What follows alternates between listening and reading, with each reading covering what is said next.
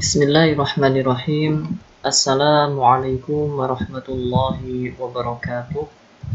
Alhamdulillahi rabbil alamin. Wassalatu wassalamu ala asrafil anbiya'i wal mursalin wa ala alihi wa ashabihi wa man tabi'ahum bi ihsanin ila yaumiddin. Kaifa halukum? Bagaimana kabar kalian? Semoga kita semua senantiasa berada dalam keadaan sehat walafiat, sehingga kita semua bisa belajar dengan baik dan semangat.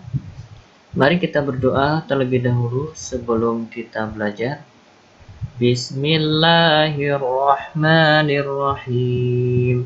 Allahumma ighfirli dhunubi wa liwalidayya wa lil mu'minin. Allahumma inni as'aluka ilman nafi'a wa rizqan tayyiba wa amalan mutaqabbala. Anak-anak yang soleh-solehah, siswa-siswi SD Islam Imam Syafi'i Sangatta, insya Allah pada hari ini kita akan belajar pelajaran Al-Quran dan Hadis untuk kelas 4, dan materinya tentang surat Asy-Syams ayat 11 sampai 15. Jadi pada hari ini insya Allah kita akan melanjutkan pelajaran kita dari surat Asy-Syams ayat 11 sampai 15. Adapun ayat yang ke-1 sampai 10 ini sudah kita pelajari pada pelajaran kemarin. Silakan dilihat-lihat kembali videonya, dimurajaah kembali supaya melekat ilmu di dalam pikiran kita. Anak-anak yang soleh-solehah, silakan dibuka buku Al-Quran hadisnya halaman 11 sampai 13. Jadi di samping kalian melihat dan mendengarkan video yang Ustadz bagikan ini, lebih baik lagi kalau diimbangi dengan melihat buku yang ada pada kalian. Ya, dibuka halaman 11 ayat 11 sampai 15. Sebelum kita masuk ke ayat 11, mari kita baca dulu surat Asy-Syams dari ayat 1. Dengarkan baik-baik ya, contoh yang Ustadz bacakan. Nanti ditirukan. A'udzu billahi minasy syaithanir rajim. Bismillahirrahmanirrahim. Wasyamsi wadhuhaha wal qamari idza talaha wan nahari idza jallaha wal laili idza yaghshaha was samaa'i wama banaha wal ardi wama tahaha wa nafsin wama sawwaha fa'alhamaha fujuraha wa taqwaha qad aflaha man zakkaha wa qad khaba man dassaha. Kemudian kita lanjutkan ayat 11 sampai 15. Perhatikan dulu, dengarkan dengan baik contoh bacaan yang Ustadz contohkan. Kadzabat Tsamudu bitagwaha idzin ba'atha ashqaha faqala lahum rasulullahi naqatallahi wa suqyaha فكذبوه فعقروها فدمدم عليهم ربهم بذنبهم فسواها ولا يخاف عقباها. Itu cara bacanya. Sebelum kita masuk ke arti dari ayat-ayat yang mulia ini, kita pelajari dulu tajwid-tajwid yang ada pada ayat-ayat yang mulia ini. Ya, di ayat 11 perhatikan di sini ada ta sama sa. Ta sama sa ini makhraj hurufnya saling berdekatan. Jadi bisa langsung masuk sa. Kadzabat samudu bitagwaha. Ya. Kemudian ayat 12 ini ada nun. Ya. Nun ini namanya gunnah. Idzim ba'atha ashqaha. Jadi idzim ba'atha ashqaha. Sa dengan sya ini beda. Sa ini tipis, sya ini tebal. Ya. Idzim ba'atha ashqaha. Kemudian ayat 13, faqala lahum rasulullahi naqatallahi wa suqyaha. Perhatikan di lafaz jalalah, yaitu lafaz Allah. Ini jika sebelum lafaz Allah harokatnya dhammah, maka ini dibaca tebal. Atau sebelum lafaz Allah ini berharokat fathah, ini juga dibaca tebal. Nanti jika kalian menjumpai sebelum lafaz Allah berharokat kasroh, ini baru dibaca tipis lah, gitu ya. Perhatikan itu. Kemudian ayat selanjutnya, fakadzabuhu fa'aqaruha fadamdama 'alaihim rabbuhum bidzambihim fasawwaha. Kemudian perhatikan hukum mim sukun atau mim mati. Ya, di sini ada fadam dama. Ini mimnya idhar jelas. Ya, jadi jangan didengungkan. Fadam dama, fadam dama. Ya, jadi mim sukunya idhar jelas nampak. Fadam dama alaihim rob. Nah, him ro ini juga idhar jelas nampak mim sukunya.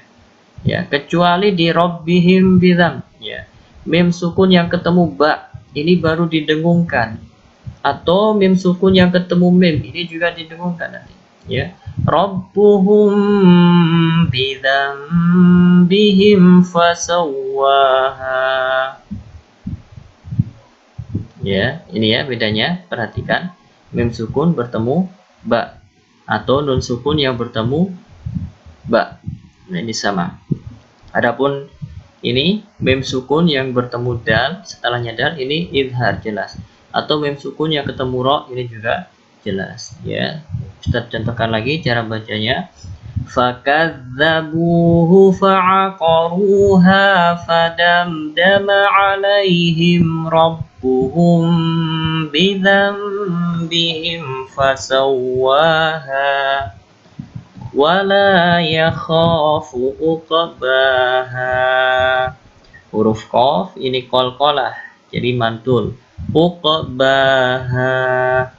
Nah, jadi seperti itu cara baca surat Asy-Syams ayat 11 sampai 15.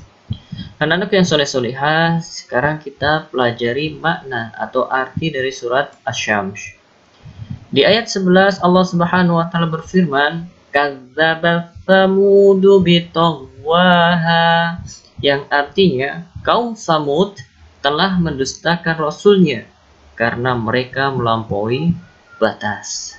Tahukah kalian kaum Samud? Kaum Samud itu termasuk bangsa Arab. Mereka tinggal di daerah Hijr, sekitar 300 km utara Madinah, arah ke Yordania dan sekitarnya. Bangsa ini, yaitu kaum Samud ini, memiliki peternakan dan juga pertanian yang begitu melimpah. Peternakannya banyak, ya, perkebunan, ya, tanaman kurmanya itu juga banyak, berbuah melimpah. Kenikmatan demi kenikmatan datang silih berganti. Allah Subhanahu wa taala memberi kenikmatan-kenikmatan kepada kaum Samud. Bahkan mereka mampu mengubah bumi yang datar menjadi istana yang mempunyai hiasan begitu indah. Mereka juga mampu menjadikan gunung-gunung cadas, bebatu-bebatuan yang menjulang mereka ubah menjadi gedung-gedung yang indah, tempat rumah-rumah yang bisa mereka tempati. Bahkan ya, bekas rumah orang-orang Syamud ini masih ada sampai sekarang. Namun Rasulullah SAW melarang orang-orang yang beriman masuk ke rumah-rumah tersebut. Kenapa? Karena itu adalah rumah kaum yang diazab oleh Allah Subhanahu wa taala. Supaya kita tidak termasuk di antara mereka. Ya, karena mereka diazab oleh Allah Subhanahu wa taala. Perhatikan bagaimana canggihnya mereka, cerdasnya mereka, dan bagaimana banyaknya nikmat yang Allah berikan kepada mereka, yang berupa perkebunan, peternakan, ya, kecerdasan, kemampuan membuat rumah-rumah, bangunan-bangunan, bahkan batu cadas yang keras itu bisa mereka rubah menjadi rumah yang bisa dihuni. Namun mereka tidak mengakui bahwa semua itu adalah nikmat dari Allah. Mereka ingkar kepada Allah Subhanahu wa taala. Mereka mengingkari itu semua. Dan yang lebih parah, mereka melakukan peribadatan kepada selain Allah. Mereka mempersekutukan Allah. Mereka berdoa menyembah kepada berhala-berhala, kepada patung-patung. Dan ini merupakan kezaliman yang paling besar, yaitu mempersekutukan Allah Subhanahu wa taala. Bagaimana mungkin Allah dipersekutukan sedangkan Allah yang menciptakan kita, Allah yang memberikan rezeki kita, Allah yang menghidupkan serta mematikan kita. Jadi kita beribadah juga harus kepada Allah Subhanahu wa taala semata. Perhatikan kaum Samud. Mereka sudah diberi nikmat yang begitu banyak dan beragam, namun mereka ingkar kepada Allah. Mereka tidak mau bersyukur terhadap nikmat Allah. Bahkan mereka berbuat syirik kepada Allah Subhanahu wa taala. Sehingga Allah Azza wa Jalla kemudian mengutus kepada kaum Samud saudara mereka yang berasal dari kabilah mereka sendiri, yaitu Nabi Saleh alaihi salam. Mereka kaum Samud telah mengenal silsilah keturunan dan kedudukan Nabi Saleh alaihi salam, dan juga keutamaan, kemuliaan, kejujuran serta sikap amarahnya.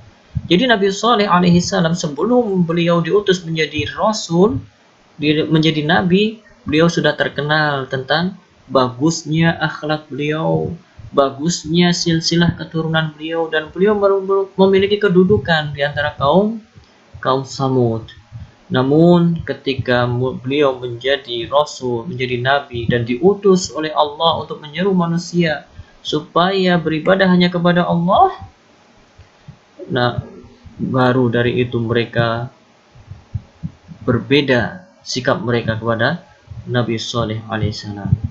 Jadi Nabi Saleh mengajak kaumnya untuk mentauhidkan Allah, beribadah hanya kepada Allah semata, agar mereka meninggalkan berhala dan tidak berbuat syirik kepada Allah sedikit pun. Sebagian dari mereka, yaitu kaum Samud, mau beriman, namun mayoritas kebanyakan dari mereka itu kafir. Kaum Samud bahkan mencela Nabi Saleh dengan ucapan-ucapan yang jelek dan juga perbuatan-perbuatannya. Mereka juga ingin membunuh Nabi Saleh dan juga unta yang dijadikan hujjah bagi mereka. Inilah keadaan kaum Samud. Bitaqwaha, yang mana mereka melampaui batas dalam kezaliman mereka. Mereka zalim. Sudah diutus seorang rasul, seorang nabi yang menyuruh kepada mereka agar beribadah kepada Allah yang telah memberikan berbagai macam kenikmatan, namun mereka malah mencela Nabi Saleh, bahkan mau membunuh Nabi Saleh dan juga mau membunuh unta yang merupakan mukjizat yang Allah berikan kepada Nabi Saleh. Untanya keluar dari batu, dan ini merupakan mukjizat Nabi Saleh alaihissalam. Kemudian yang kedua selanjutnya yaitu ayat 12, Allah Subhanahu wa taala berfirman, "Idzim ba'atha ashqaha", yang artinya ketika bangkit orang yang paling celaka di antara mereka. Ya. Jadi kaum Samud ini meminta unta bunting tua kepada Nabi Saleh. dan dikeluarkanlah dari sebuah batu. Jadi kaum Samud ini minta bukti kalau Nabi Soleh memang benar-benar seorang nabi, seorang rasul. Kaum Samud meminta bukti. Mereka meminta kepada Nabi Soleh agar dikasih unta bunting, unta hamil yang tua. Maka Allah kabulkan itu. Ya. Kalau itu dipenuhi, mereka akan beriman kepada Allah. Ini permintaan mereka kepada Nabi Soleh. Kemudian permintaan tersebut terpenuhi dengan sebelumnya Nabi Soleh melaksanakan sholat lalu berdoa. Jadi Nabi Soleh berdoa kepada Allah Subhanahu Wa Taala. Allah pun mengabulkan doa Nabi Soleh. Maka Allah memberikan mukjizat kepada Nabi Soleh yang berupa unta. Unta betina yang hamil keluar dari batu. Setelah melihat kejadian yang luar biasa tersebut, ada sebagian mereka yang beriman, tetapi mayoritas kebanyakan mereka masih kafir. Unta tersebut dimanfaatkan oleh kaum Samud dengan diambil susunya, bahkan berlangsung dalam waktu lama. Bahkan unta ini merupakan mukjizat dari Allah. Susunya itu bisa diminum oleh seluruh kaum Samud, tidak pernah habis. Karena ini merupakan unta mukjizat yang diberikan Allah Subhanahu Wa Taala kepada Nabi Saleh alaihi salam. Sementara itu di tengah kaum Samud itu terdapat 9 tokoh yang menjadi setan di tengah-tengah bangsa Samud. Mereka selalu menentang dengan keras segala yang dibawa oleh Nabi Saleh alaihi salam. Mereka menghalangi manusia dari jalan Allah Azza wa Jalla dan berbuat kerusakan di muka bumi. Di antara yang dilakukan orang-orang jahat ini adalah mereka bermusyawarah mencari kesepakatan untuk bersama-sama menyembelih unta tersebut. Akhirnya mereka pun setuju. Lalu bangkitlah salah satu kabilah paling celaka di antara mereka yang bernama Qudar bin Salif. Makanya firman Allah Subhanahu Wa Taala ini, idzim ba'atha ashqaha, ketika bangkit orang yang paling celaka di antara mereka. Sebagian ahli tafsir di antaranya menyebutkan bahwasanya yang dimaksud adalah Qudar bin Salif. Ini adalah orang yang terkemuka di kalangan kaum Samud. Bahkan Qudar bin Salif ini adalah termasuk pemimpin dari kaum Samud.